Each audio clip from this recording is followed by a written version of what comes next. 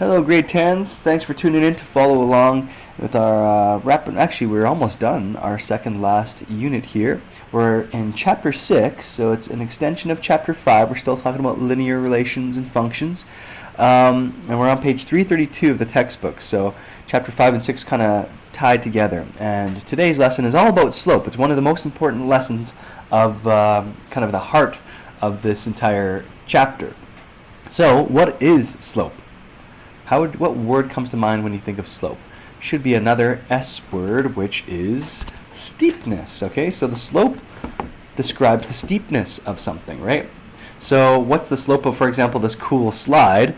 Well, that just means how steep the slide is. So you're going to get a lot of graphs. They first warm up by giving you this, and there's different line segments, for example, like A to B, and B to C, and C to D, D to E, E to F. They all have different slopes, right? Each of these line segments, 1, 2, 3, 4, 5, they all have a different steepness. So there's 5 different slopes on this graph. And just as a warm-up, they say, like, all right, which is the steepest line segment of them all? So you're looking for the sharpest increase or decrease. So it looks like, I don't know, B to C probably has the sharpest steepness, all right? So that's the biggest slope there. Which one has the least steepness? Well, A to B does.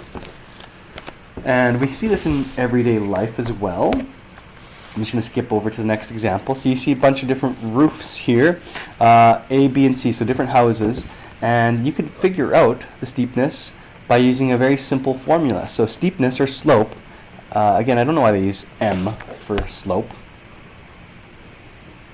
It's the rise over the run. So the rise talks about the y values, the change in y's, over the x's. You know what, better put, it's really the delta y, change in the y values over the change in the x values. So there's the actual kind of basic slope formula there. All right, so it's the rise over the run. And they use m for slope because I think of some sort of Latin root. But you know what, they kind of argue, actually. Historians kind of argue the etymology behind that word. Anyway, let's get into it. So what is this rise over the run of these different roof line segments from here to here? One important thing you need to know is that whenever you figure out a slope, you could go this point all the way to this point. Yes, you could count the rise over the run from here all the way to here, but there's, I would say, 2 important things to remember. One, you always count the slope from left to right, just like you read. So left point down here to the right point. And the second thing is, whenever you look at the slope, you don't actually have to get this furthest point to that furthest point to get that rise over run. You could find 2 points, as long as they kind of line up on grid lines, kind of in the crosshairs here. You could, as long as you find kind of 2 points that do it nicely along any of these 2 lines, you count a point to a shorter point, and that would be the same. Like, this slope is going to be the same as that slope. So you don't always have to take the whole entire big line segment if you can find 2 points that are in between. Nonetheless, the tricky part here is you got to find, like, you could use the black line here, the very middle, or the gray. You got to find one section where, like, and they're using the very kind of bottom corner, kind of to the, looks like the top corner here, and they're counting the rise over run. And I'll save you the time. Basically, if you count it, they're counting 13 units up and 13 units right. So the rise is 13, and the run is also 13. And if you reduce that, you get a slope of 1. By the way, a slope of 1, the rise and the run are the same, or you get a slope of 1. That's a perfect 45-degree increase or incline. And the next one, when you count your rise over run, again, you just got to find any 2 kind of points where they fit nicely through the crosshairs of that grid. You'll get 7, up 7, and right 12. By the way, when you count up, it's a positive rise, and when you count right, it's a positive run. If you're ever having to count down, that would be negative, or if you have to count left, that would be negative. So this is up 7, right 7, so it's positive 7 over 12. And so you get a smaller slope there, a smaller steepness, about 0.58. And this one is the steepest one of them all. When you count your rise over run for this one, you get 14 over 8. So you get the biggest number, which is 1.75. So obviously the bigger the slope, that's the steeper the graph. And I'll make a little connection to a lesson that's coming up in the future here. Really, all of this comes down to the y equals mx plus b, formula, and these numbers that we're just figuring out are the slope. That would be the number in front of x for that formula. And you might remember this from grade 9, that b value is your y-intercept or your starting point for any graph. So once you have your y-intercept, you could apply your slope from there to graph things very easily. So clearly, like we saw here, there's a little summary. Roof C has the steepest slope or steepness, and then roof B has the least steepness. As a little challenge question here, what is, if you look at your floor, assuming it's flat, what's the steepness of your floor? What's the slope of it? And in terms of a number, you know the slope of a perfect 45-degree angle is now 1. What's the steepness of your floor? And the answer is 0. Okay? So forever, the slope of a horizontal line is going to always be 0. So slope of a horizontal line is always going to be 0. Because if you think about the rise of the run, it has 0 rise always. Your floor doesn't rise. It has a big run, okay, but that could be any number for x, right? You could be up 0 over 5 feet or up 0 over 10 feet. Maybe you have a really long floor, up 0 over 100 feet. Well, 0 divided by anything is still 0. So your horizontal slope is always going to be 0. Next challenge question. What is the slope of your wall? What's the steepness of that? And in math, we say the steepness or slope of a vertical line, like your wall, straight up and down, we're going to always answer that as undefined, okay? The reason it's undefined is because obviously your wall has rise, right? Maybe your ceilings are 8 feet high or 10 feet high, whatever. So you have a rise, but you have no run. So in this case, your slope would always be, for a vertical thing, some sort of rise over 0 run. And when you divide a number by 0, it's impossible, hence why it's undefined. So the answer is not a number, it's undefined, and you have to write that specific term undefined. So there's a little trivia for you. So in this page we learned what steepness is. It's really slope, and it's a measure of the change in the y's over the change in x's, in other words, rise over run. And when they give you a graph, it's very easy. You just count the rise over the run. Obviously in these graphs, they're not very, they're not perfectly placed, so you're estimating to a degree your rise over your run.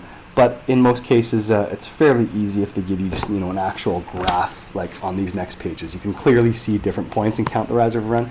So in this one, we're estimating a bit. And the bigger the slope is, the steeper it is, and a nice connection there. The slope values that we're getting here are in the future going to be the m value that goes in front of the x when you have your y equals mx plus b form. And now we just learned a little bit of trivia. A horizontal or like a flat surface has a slope of 0 always, and your vertical one is always undefined. Okay, so let's get to some other examples. The rest of this should be pretty quick now that we know the basics. Okay, so here's that formula I was talking about. Your slope, remember, slope is really a rate of change. It's your delta y over delta x, as they're saying here. And change in y over change in x. Most of the time you'll be able to count it. So here, again, you're always going from left to right whenever you're figuring out your slope. So from this point on the left to that point on the right.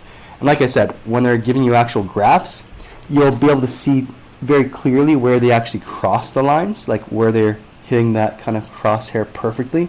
In this case, you could count it, just how many up and how many right. It's going to be a positive slope. And hopefully you remember that a positive slope always kind of rises from left to right, and a negative slope always falls from left to right. Okay? So, first example is, let's determine the slope. Well, we're going to easily be able to count this, right? So if you count from A to B, always from the left point to the right point, you're going to count how many places up to how many places to the right. Again, you don't always have to go from the very end to the end. If there were two other points that were closer together, like this point, you could have chosen that one. But I'll get to that in a second. If you just counted from A to B, it ends up being counting up, I believe, 6. 1, 2, 3, 4, 5, 6 up. And 1, 2, 3, 4, 5, 6, 7, 8, 9, 10 to the right. So your slope, your rise was up 6, so positive 6, and to the right was positive 10. But you're always going to have to reduce that. 6/10 as a simpler fraction is 3/5, right? That's your slope. Again, that goes to the point I was trying to say earlier. You don't have to count from the farthest point for the farthest point. If there's another point in between, you could have just counted from A to that point over here. So let's count it. 1, 2, 3, up 3. 1, 2, 3, 4, 5. Oh, there was a faster way to figure out our slope. Obviously, the slope of the bigger line segment is the same as the steepness of the slope of the smaller line segment. So save yourself some time if you can. That same thing is going to work over C to D. Of course, you can count this case down, so you're going to have a negative slope. If you count from C to D, the slope of C to D, it ends up being a negative 10/5. So you count all the way down 10 and then 1, 2, 3, 4, 5 to the right. So it's negative 10/5. But you'd have to reduce that. That's just negative 2/1. And you could have got that just by looking at, oh, look, there's another point that's just right here. You could have just done C to this point right here. It's down 2 and over 1. So of course your slope is negative 2/1 as a reduced fraction. Okay? So save yourself some time if you have smaller line segments that fall in that bigger line segment. So there's a couple practice questions you could try, but the answers are down there. Over here, oh, that's just the answer again. This is just telling you a reminder of, oh, when you're rising up from left to right, I imagine like your bank account. All right, if my bank account was going this way, that's a positive thing. If my bank account value was falling this way, that's a negative slope, of course. Okay, so positive slope rises from left to right, negative slope falls from left to right. And of course, I already told you about a flat line has a 0 slope, always. And there's your vertical one, the wall, is an undefined slope. And again, they explain why, because it's always 0 on top here. So 0 divided by anything is just 0. And over here, it's dividing by 0. And that's impossible on your calculator if you try it, so it's undefined. Okay, so the next example here, we are drawing a line segment. They're going to give you the slope instead. Well, you know what? Usually, this is kind of not a real question. Usually, they have to give you a starting point. So they have to usually give you a point first, and then you apply the slope. But they don't give you a point. So you could draw this line segment anywhere. They're starting right at the origin, like kind of 0. Anyway, so what I really mean is, oftentimes they would give you, going back to the y equals mx plus b, they would actually give you a starting point. Like they'd start, oh, your y-intercept's at 2. So you would go to a grid paper, you would actually start at 2 here, and then you would apply your slope. Remember, it's the rise over the run, so you count up, and then you count left or right. Up or down, then left or right. So we would count from our point, we would count up 7, 1, 2, 3, 4, 5, 6, 7, and then we would count over 5, 1, 2, 3, 4, 5, and you'd get your slope kind of going that way, and you'd graph it this way. Here they just kind of took any 2 points, and they, I don't know, they started for some reason down here, and they counted up 7 and right 5. Don't ask me why they kind of randomly started there. They started for some reason at like -2, -3. They started randomly here. Why? I have no idea. So oftentimes they'll actually give you a point to start at, and then you apply your slope. So for example, like I said, sometimes they'll give you the point hidden in the y equals mx plus b form. And again, that will come in a future lesson. So the next example, I just wanted to mention this. Here's with a negative slope, so it should clearly be falling from left to right. It should be a negative slope. Do you put the negative with the numerator or the denominator? It actually doesn't matter. I usually apply the negative to the numerator. It should not go to the numerator and the denominator, okay? Don't make it -3 over -8. -3 over -8 is actually +3 over 8. It's not that. It's -3 over +8, or vice versa, +3 over -8. Either way, if you apply this version of the slope or this version of the slope, it's the same thing really. If you do the top one, which is the most common way, you would actually count, so from any point that you're going to start at, in this case they just started a random point, you're going to count down 3 places because it's a -3, and then the run is a +8, so you count to the right 8. 1, 2, 3, 4, 5, 6, 7, 8. If you apply this other version of the slope, it's actually just going in the reverse direction. It's going from the point on the right all the way to the point on the left, which is not as common, but it makes sense. Imagine from any point, you can even do it from, let's go from you, yeah. You could count up 3 and left 8, right? Up 3 and then left 8, because the negative is on the denominator this time, and it's still the same slope. Why does it work either way? Because remember, oftentimes the slope is going to continue in both directions. So this was your starting point T, you could go down 3 and right 8 and get the next point, down 3, another right 8 and get the next point over here, and so on and so forth. Or it's actually proper to extend it to the left too. You could go up 3 and left 8 to get the next point up here that's still on that line. So really, in a way, you should actually be applying both versions of it to extend the graph to the left and the right, if that's what you're doing. But anyway, in this example, they're just doing one part of that slope, one part of that line segment. Okay, there's a couple more practice questions there. Again, just be careful of the negative. But yeah, you do rise over run that way. Let me know if you have questions about that.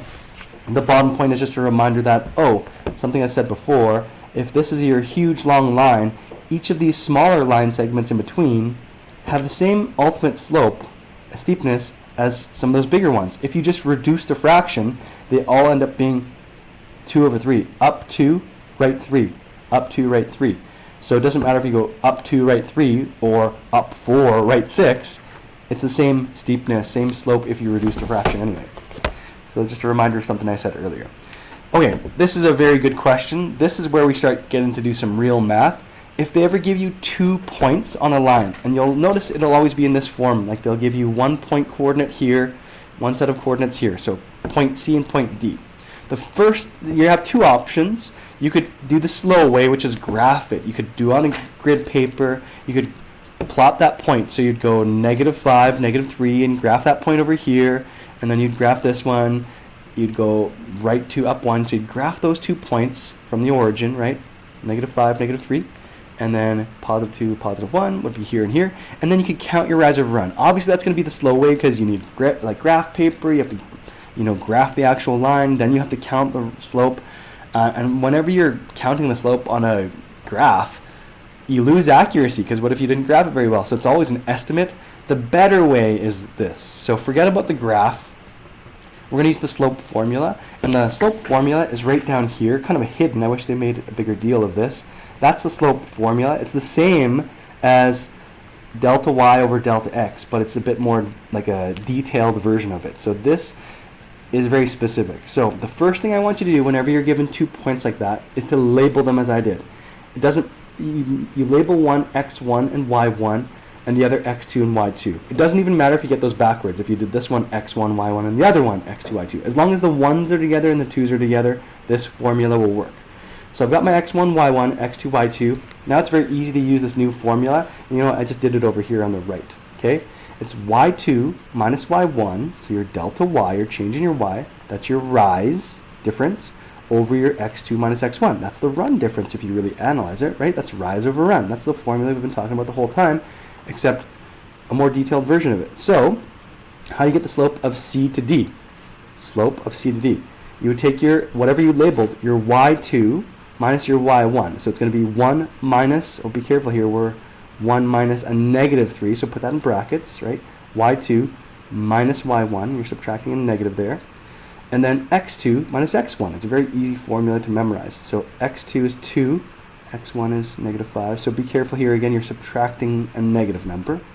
So let's now do the math here. The slope of CD, what's the deal when we subtract a negative? It's really the same as adding, right? So this is really 1 plus 3, which is 4, and then 2 plus 5, which is 7. So your slope is 4 over 7.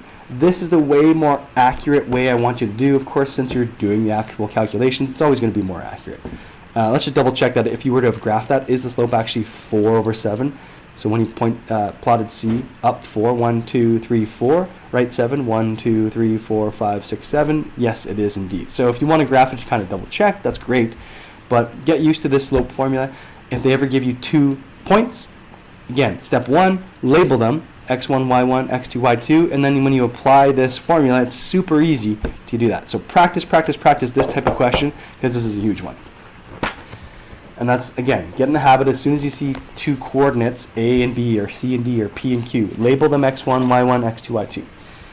All right, now they're going to give you a word problem. So how do you interpret? We did a lot of interpreting graphs earlier. So let's just answer the questions here. This is about graphing a bike ride. So they have distance, depending on your time. So obviously you go a bigger distance the longer you ride your bike, right? That's why it's a positive slope. What's the slope of the points? So you could pick any 2 points. You could pick this one and this one, or this one and this one, or this one all the way to that one, and figure out your slope that way. So I would probably do, personally, just count it since the graph is given to you, but you could do that new slope formula if you wanted to get the coordinates of two of those points. But since the graph is given, let's just count it. Looks like the slope is up 1, 2, 3, 4, and the right 2, 4 over 2. So the slope is 4 over 2, but that reduces, oh, you know what, my mistake. Haha. You know what I didn't do? When I counted up 4, I didn't look at the scale. They're not going up by 1s, 2, 3, 4. So forget what I said there, because like from here to here, they're going up by 12 there. So each of these is actually going up by 6. So look at the scale. That almost tricked me as I was just kind of rushing through. So you know what? The better way is maybe to do the slope formula. So that's what they did. They just chose two of the points over here.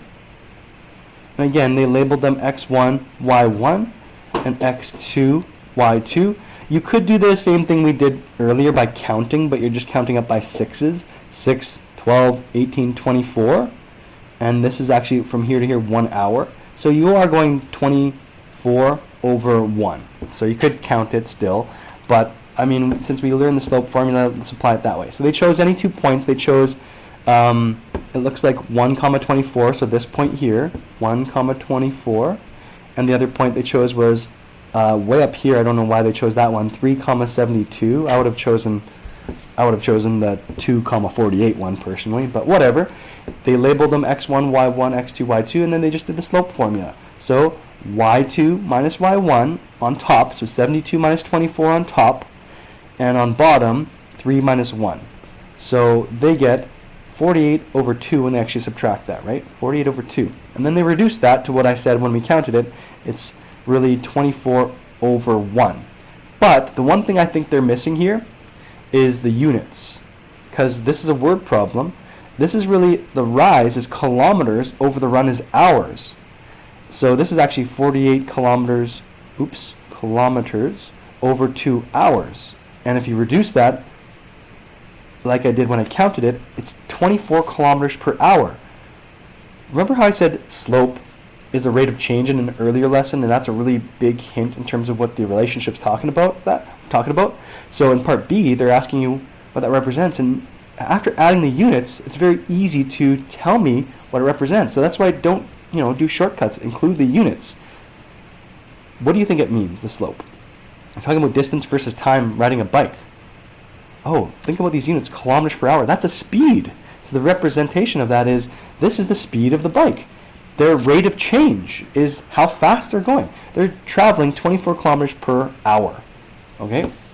So beautiful. Probably says that, yeah, right down here at the very bottom, that's Yvonne's average speed for her bike trip. It looks like she's, since it's a linear line, she's actually traveling at a very constant rate of speed. So her speed does not change. She's not going like super fast and then her steepness is slowing, she's going up a hill or something like that. So it's a very easy graph to interpret. Anyways, so to recap, you can either count, but just be careful about the scale, your rise over run, or now that we have our new slope formula, pick any 2 points. I probably would have chosen the closer ones and do your new y2 minus y1 over x2 minus x1. But when you do that, add the units if it's a word problem, because then the units help you interpret the slope. All right. Excellent. I think we wanted to answer 2 more questions about that, and it's in part C here. Now that you know the slope, could you apply this to some new knowledge? You know what? I'm going to give you a distance formula because that's a good one to know in high school level math anyways.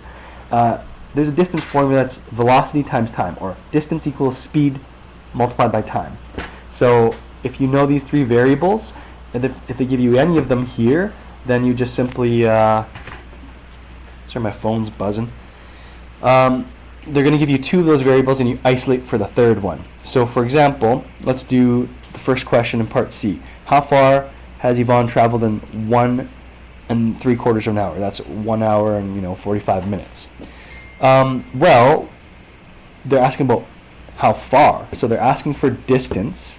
Do you know the speed? Oh, we now know the speed because that was the slope from the last, interpretation. That's 24 kilometers an hour. So we know the speed, and they give you the time. So you simply multiply your last speed times time, and distance is already isolated. You don't even have to rearrange this formula. So in this question, I would just take speed, which was 24 kilometers per 1 hour, and we've been showing the units, and multiply by the time. It's 1.75 hours, and if you do that, hours and hours, we learned this when we did the measurement unit. This is called unit analysis. The hours cancel out, and we're left with kilometers, which is what we want. So just take 24 times 1.75, and if you do that, you get your distance, because kilometers is the only unit left. And I'll just save you some time. If you do that, excuse me, you get 42. So it's 42 kilometers. Perfect. So it's very easy because you knew the speed from the last part of the question, and they gave you the time. Always have to give you 2 of the 3 variables, and that one was already isolated. In the next part, this time they want you to get the time, so calculate the time. So you have to rearrange this formula. So if I start with the basic formula, how do you get time alone? That means you have to move the s, and you have to divide it down there to isolate your t, right? You want to get the t alone, so you divide the s down. Remember when we move to the other side of the equation, we do the opposite operation, and or if you're doing the arrow style that I taught you, you move diagonally. So if it was in the numerator, it now goes to the denominator. So time is distance over speed. So we know the speed. Remember that was the 24 kilometers an hour. The distance they give you is 55. So to answer part 2 here, the distance is 55 kilometers, and the speed was 24 kilometers per hour. Again, write your units. So kilometers cancels out. This hours ends up flipping all the way to the numerator. So whatever 55 divided by 24 in your calculator is, that gives you the time in hours. And it's going to be a decimal. It ends up being... Oh, you get your... you know what? I'll just use my calculator because I don't like the way the book answered it. Sorry. Just trying to cheat and save some time, but I can't. 55 divided by 24. It ends up being 2.29 hours. Okay? And I know that's a weird fraction. If they wanted you can convert that to hours and minutes, you could take the 0.29 hours and turn it to minutes. I don't think it's hugely important because they don't ask for you to do that. So I think that's it. If you want to end there, good luck with the practice homework and practice questions. For those who want to stick around, maybe I'll take that 0.29 and show you how to turn that to hours and minutes just as a bonus thing. But to recap, before we do that, today we learned what slope is. It's really steepness, and it's a rise over run. There's going to be a strong connection between your y equals mx plus b formula in the future. So the slope is always that number in front of x. Okay, it doesn't include the x, it's a number in front of x. And the b is going to be your y-intercept in the future. We learned how to graph it. We learned how to get the slope if they give you a graph. If they give you a graph, you simply count the rise over the run. But better yet, if they ever give you 2 points, the nice thing about that new slope formula is you don't have to take time and graph things. And they might not give you a graph. Like in this question, normally I wouldn't give you the graph. I would just give you those 2 points. So if I ever give you 2 points like C and D or A and B, label them first, x1, y1, x2, y2, and then apply your slope formula, y2 minus y1 over x2 minus x1. This is one of the most important things of the lesson. And then we did some word problems, and I just gave you a new formula, distance equals speed times time, just to help you interpret any question that has distance, speed, and time in it. You can use that new formula. So that's it. You guys can end the video there. If you want to see how you turn that 2.29 hours into hours and minutes, I'll just do that at the bottom now. If not, best of luck, and thanks for hanging around. Alright, so we have 2.29 hours, and we want to turn it to a mixed unit, hours and minutes. There's a couple different ways you can do it, but I think the easiest is this. We already have 2 full hours, so I'm going to lock that in. We already know it's going to be 2 hours. We just want to take this weird 0.29 and turn that into minutes, because it's a fraction of an hour. So how many minutes is that? So all we need to do is take the 0.29, that part of it, hours, and turn it to minutes. So you simply multiply by however many rate of change. So that's remember when we did unit analysis, whatever is given to you, and multiply by multiple conversion ratios. Here we just need one conversion ratio. There's 60 minutes in every 1 hour. So hours cancels out, right? Hours divided by hours, and now you're already in minutes. So all you got to do is take 0.29 times it by 60, technically divide by 1, and it's 17.4. Oh gosh, you get a weird minute there too. You could even take the 0.4, turn that into seconds, but I think that's probably good enough. It's basically 2 hours and roughly just over 17 minutes, okay? About almost 17 and a half minutes. So there's how you take hours and change it just to hours and minutes. I think we're all good there. So I guess I'll call it a wrap for now, guys.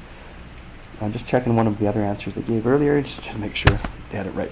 It's all good. Okay, we'll catch you guys next time. God bless.